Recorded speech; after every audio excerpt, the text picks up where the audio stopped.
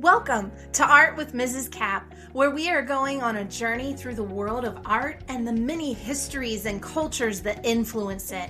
Whether you're a kid or a kid at heart, wanting to learn more about the art world, this is the podcast for you. So join us as we journey through art with Mrs. Cap.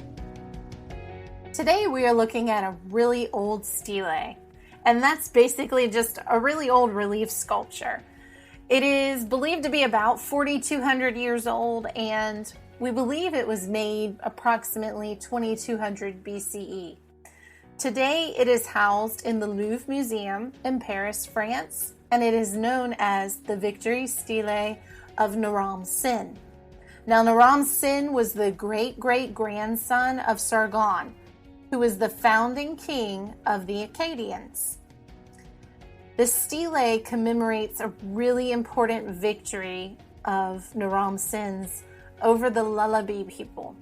These were mountain people who lived in the eastern region of Mesopotamia.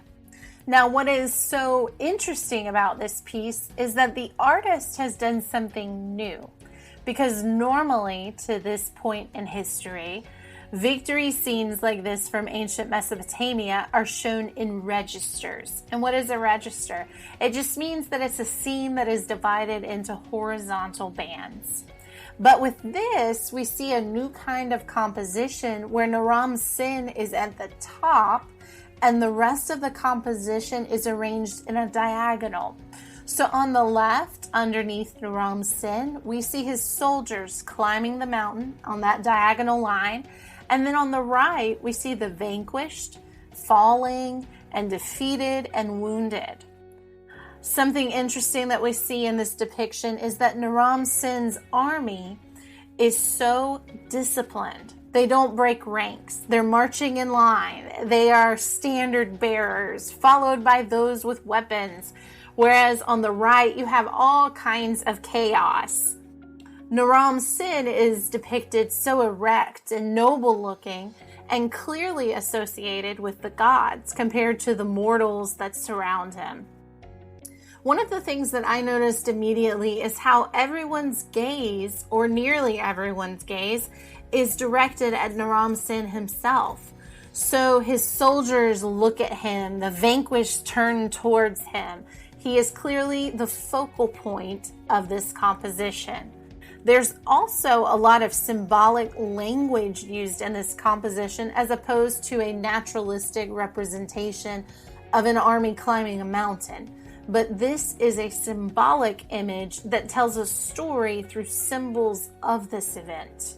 We see Naram Sin much larger than everyone else, with his shoulders frontal, his head in profile, and close to the deities at the top, who are represented by what looks like suns or stars above, and they are the forces that have helped guide him to victory. Also, it is important, to look at this and to see that he's wearing a horned helmet. So what does that mean? Well, in Akkadian culture, it's a symbol of divinity. So through this victory, he is actually taking on the importance and the status of the gods. Additionally, the whole ascension to the mountaintop definitely supports this idea that he is rising to the realm of the heaven. So as you can see, this work is very important because it shows this breaking away from the traditional way they've represented these type of events in their history and captured them. And so they're breaking away and breaking outside of those boxes and creating a whole new style and way of representing the victories of their rulers and their deities. We hope you enjoyed today's podcast. Be sure to subscribe and check out more episodes as we travel through the world of art and art history to have a better understanding of our own ties to the culture and history of humanity.